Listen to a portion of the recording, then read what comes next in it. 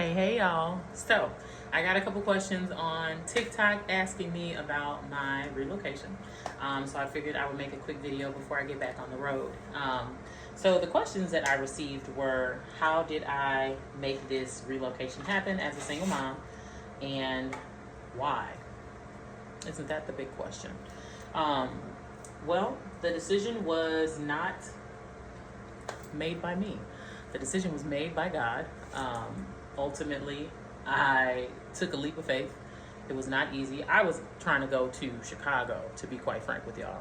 That's where most of the people that I know are. That's where majority of my support is, especially, again, as a single mother. I wanted to be in a place where if I need something or if I need a break, I could be around people that were close enough for me to drop my kids off, or for them to pull up, sit with the kids for a little while, let me go do what I need to do, go to the gym, grocery store, whatever, to decompress, work on my poetry and my music, things of that nature. And it was a difficult decision. In fact, I still get sad about it sometimes. And even after all the money that was sent and invested in this move, I still be like, Lord, if you give me a place in Chicago, I'll take it. But that is not the calling on my life. That's not the placement that he had for me. And I'm grateful. Moving to a place where essentially I know nobody. Yes, I have a few college and high school classmates that are out here. Give me a second, I gotta find my little eyebrow pencil. But I do have a few classmates and such that are out here. But nobody that I'm so close with that if I call them to help me with my kids or help me with a project, not so close that they would just pop up and drop things for me.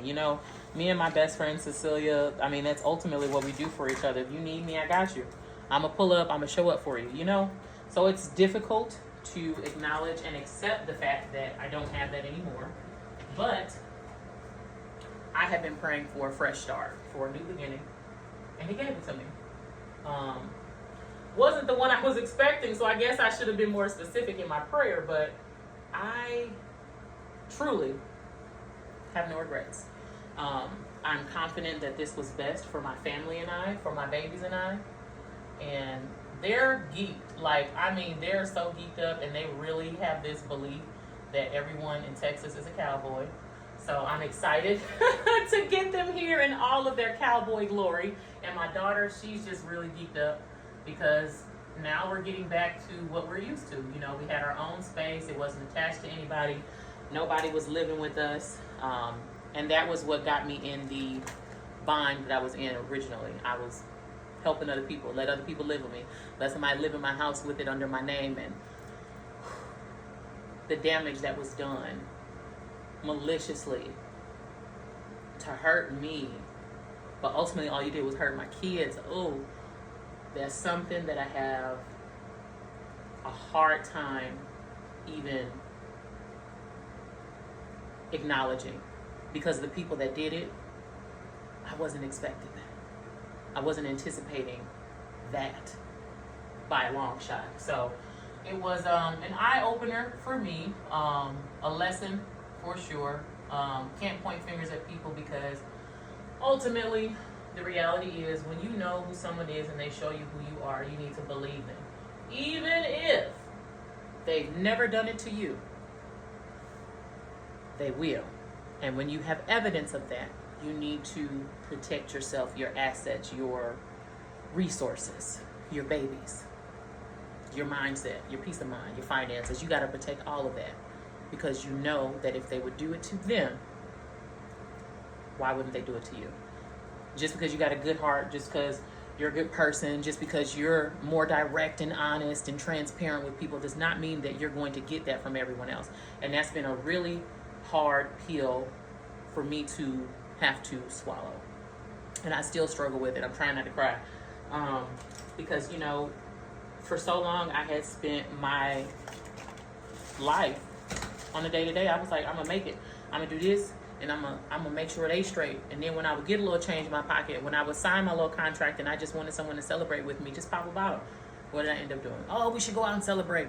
Spending hundreds of dollars, thousands of dollars on meals, on bottles, on buying them stuff, and they would never do the same for me. And I didn't register that. I'm not gonna say I didn't know better, But I didn't realize it in some of those moments that people are out for themselves, no matter how well you know them, how well you think you know them, how good they may make certain things sound, or how much of a victim they paint themselves as. A lot of people mean you harm. They meant me harm. They did not care about my situation. They did not care about what I was going through. All they knew is, okay, you can help me. You're gonna help me, essentially, because that was me. I was a simp. I was a dodo bird, and I still am in many ways. However, as I'm learning and holding myself accountable for the things that have occurred in my life, for the things that I've basically allowed to occur, it's like, okay, I'm not gonna give up my sweet nature. I'm not gonna give up my kind heart. What I am gonna start doing is being more observant and being more aware of who is asking me for what. And also mindful that my resources, just because I have them does not mean I have to share them with you.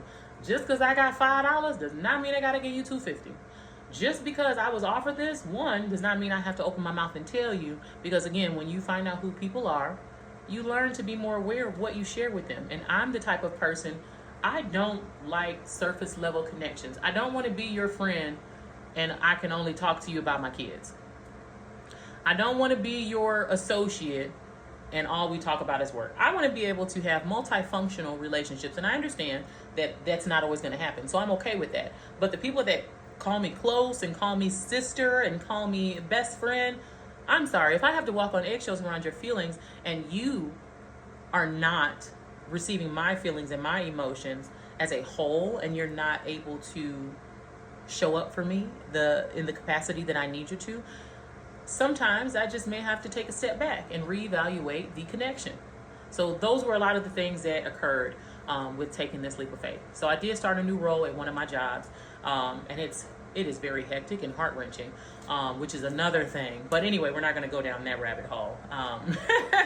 Relocating out of state from St. Louis, Missouri to Texas was not easy, and it was scary.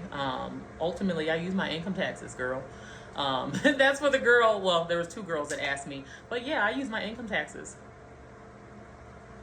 And I was okay with that. And then, of course, the blessings continue to pour in when, again, this is me speaking from my heart and from what I've experienced. When you are obedient to God, He's not going to put you in a position to where you have nothing. God made sure that I had everything that I needed. He helped me ensure that I had healthy, genuine people who want to see me thrive, who want to see my kids thrive. He made sure I had that. And because of it, and because of my obedience, and because of me not dragging my feet, because I could have got my income taxes and blew it.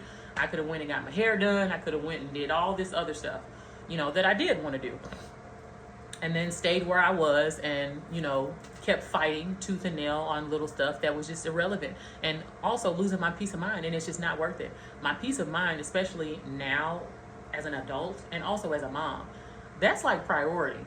Okay, so when people start doing things that make my anxiety flare up, when people start doing things that make me start internalizing, when I know that I've genuinely done nothing wrong, or said anything that could be of offense to anyone, that's when I'm like, okay, I need to adjust this relationship. And it's not easy, because I used to be a very, very big people pleaser.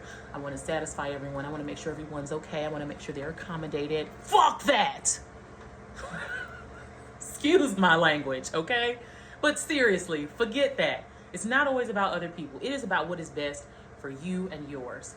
If you know without a doubt that God is calling you somewhere, pulling you somewhere, instructing you to do something, or to even speak or say something, or if He's calling you to shut your mouth, you better listen. You better listen, because when you don't, you make your life so much worse. So much worse than it has to be. And that's where I was. I had allowed people to live in a house that was under my name. I had people get cable and internet bills in my name. I had someone get a car repossessed in my name. Whew. The things that happened within the last 10 months have been so painful to have to face. But I also had to take accountability. You knew who these people were. I knew, okay? I just was not anticipating that they would do the things that they had done to others to me. And why? Why not me? I'm an easy target. I was an easy target. You tell her a pity story, you tell her you can't pay your bill, she gonna give you the money, she gonna cash out you, she gonna Apple Pay you. You tell her you ain't got no phone, she gonna put you on her phone plan. That was me because I wanted to help. I wanted to show up for people in a way that nobody had ever showed up for me. And unfortunately, it's only been recently that I've been like realizing like, okay, people really do not care about me. And it's not everybody, so please don't start that. I know there are lots of people who love me, and I love y'all. They have seen me through this storm of a divorce, giving up my house, having $40,000 stolen from me, getting evictions in my name from other people, getting repossessions in my name from other people. And I put myself last, and it was my fault because I put myself in that predicament because I was ignoring God. When God told me put my foot down, when God told me no, when Holy Spirit told me what to do and what to say, I was terrified to say it. I was terrified to speak. But now I'm at a point where it's like, no. Holy Spirit said, no, I cannot do it. I cannot give you my resources. I cannot let you use my name. I will not give you my credit. No, you cannot drive my car. No, I cannot add anybody else on my phone plan. No, I will not babysit for you. No, I will not ask the girl that does my hair to do your hair for a discounted rate. No, I will not give you anything. I don't have to give you access to me. And it's not easy to accept that because it's like, what's wrong with me? What am I lacking or missing that I feel like I have to accommodate everyone else while putting me on the back burner? Meanwhile, when I am going through, I don't got nobody I can call. Lack of self-love. Lack of awareness of your value. And that's not to say I have to be mean-spirited to people. But sometimes when you have to be stern with people, you better. Don't let people play in your face. And when people maliciously hurt your feelings and do things that are out of pocket, sometimes what happens when you're codependent is you'll internalize. And that's something that I have to admit I'm struggling with that right now. Because it's like, I know I've done nothing to anyone. I know I've done nothing to you. Why would you do me like this? Why would you say these things about me? Why would you do this to me? Because you're not only hurting me, you're hurting my children. And a lot of people don't have that they're not emotionally or relationally mature enough to just walk away without causing damage, without inflicting pain. And I have learned within this season, within this last year, I don't have to open my mouth to say anything all the time. I don't have to deactivate my social media just because you are not emotionally mature enough to accept the fact that I don't want to deal with you.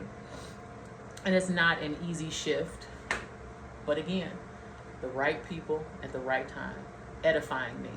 And also my wanting to take accountability, like, okay, I've allowed this to happen for so long. What can I do to discontinue it? What can I do to make the situation better? What can I do to make sure this doesn't continue to occur? And having to let go of connections and relationships that I was hoping were long-term or that are familial relationships. So of course we have this misconstrued belief that just because we're blood, I gotta be solid for you. I gotta be loyal to you.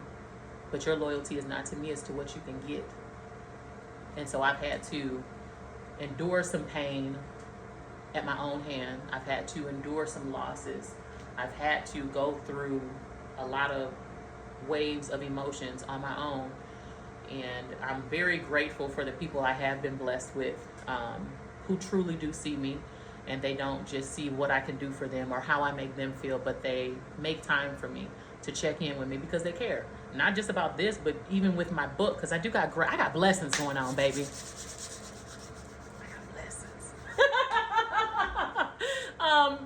And so I'm not going to get derailed and talk about that right now, but I got some blessings that are coming up. And I'm really thrilled to be able to walk in my purpose and actually see these blessings, see these opportunities come to life. So it's not the time to speak on them right now. But it's here. And it feels good, these emotions that I've been going through, these experiences that I've been having to face, it's not for nothing.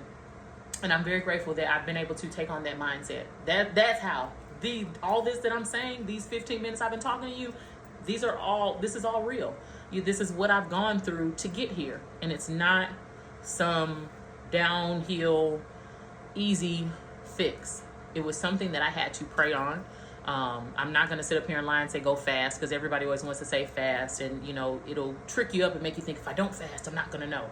You don't always have to fast to get clarity.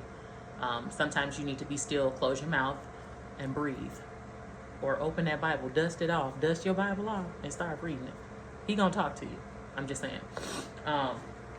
So one was, of course, trusting God and going to him in prayer, because I wanted clarification. Because in the past, EmmaJean, those who know, baby, I'm a roller. Okay? I'm getting in my car and I'm out of there. You made me mad. I'm done. Leaving. And that was not a healthy response. And so that's why this feels so good, because it's not me running. It's not me dismissing my own feelings. It's me confronting them. And as I'm confronting them, as I'm confronting these experiences, and I'm taking accountability, and I'm being edified by my people, and I'm listening to him, I'm trusting him. And him is Jehovah. I'm trusting him and listening to him, not my surroundings, not the people around me, not my mama, not my siblings, not my fear, not my doubt, not my anxiety, not that depression that will try to creep in on you and make you feel worthless. Because I'm not worthless. I'm actually I'm priceless.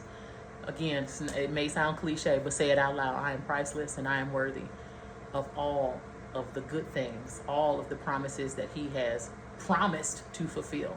But he can't fulfill them if I'm trying to do his job. So now we are in a place where, again, we don't have many people, but he's going to give us what we need and who we need, and I am leaning into that, and I'm confident, and I can't even really explain it. Like, there are no words. And that's how it's going to be on your own journey as well. So trust him, believe in him, and stop telling everybody everything. Everybody does not want what's best for you. Everybody does not want to see you win. Some people want to keep you close to them because of how you make them feel, because of how you show up for them. It's not because they love you for who you are. They love what you do for them. And again, that's an emotional topic for me, because I naturally want to give. I naturally want to show up for people.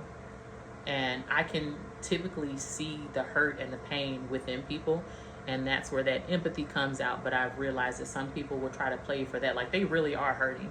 They really are struggling with something in their lives. But because they see your ginormous heart and your basically your desperation to love them, your desperation to be there for someone, they will feed off of that because they like the way it makes them feel.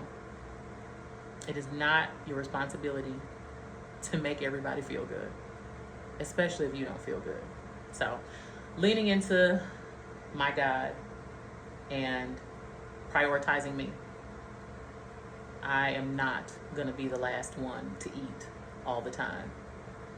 In fact, this time I'm the first one to eat, and that feels good. And originally it was scary because people will guilt you. Well, why? What I'm going to do?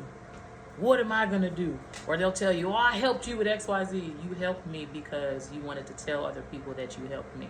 And in the midst of you helping me, you began to take advantage because you saw the fruits of my labor coming in, and there was no fruit in your own garden. And so you decided that you were going to try to take mine. No, ma'am. No, sir. Just because my cup run over in many instances or many ways does not mean that I am obligated to give to you. Because oftentimes when your cup is running over, there's going to be instruction on what to do, how to do it, when to do it, who to do it with and for. And that's very, very vital. So pay attention to the signs that the Lord will give you. Ask him for direction and clarity. Not your best friend, your auntie, your uncles, your mama, and your daddy. Some of you do have healthy parents that genuinely do want what's best for you, and they want to see you thrive even if it's away from them. You got friends and family that want that for you, but not all of us do. So that's all I'm saying, is trust your process, trust your God. Lean into him and his word and his promises for you. And don't allow temptation to get in the way. And the last thing I want to share just popped in my head. When you sit on the fence, when you straddle the fence with decisions, that you know you need to make, with things you know you need to do, places you need to be. When you do that, you playing with the devil. I had been asked by one of my Bible study conductors last week or the week before, and she was like, who owns the fence? And I was like, what you mean? She's like, who owns the fence that you be sitting on? When you say you straddling the fence, who owns that fence? And I said, me. Duh. No, it's the devil. If he can get you to be 1 foot in, 1 foot out, he got a hold on you in some way, shape, or form. And you have to make the decision to say, I'm going with the Lord on this. I'm not finna dabble with all of that, because I know it's not in alignment with what he's called me to do, with where he's called me to be. And I can't fully tap into that. I can't fully experience his promises if I'm straddling the fence and playing with the devil, because that's what we be doing. Call it what it is.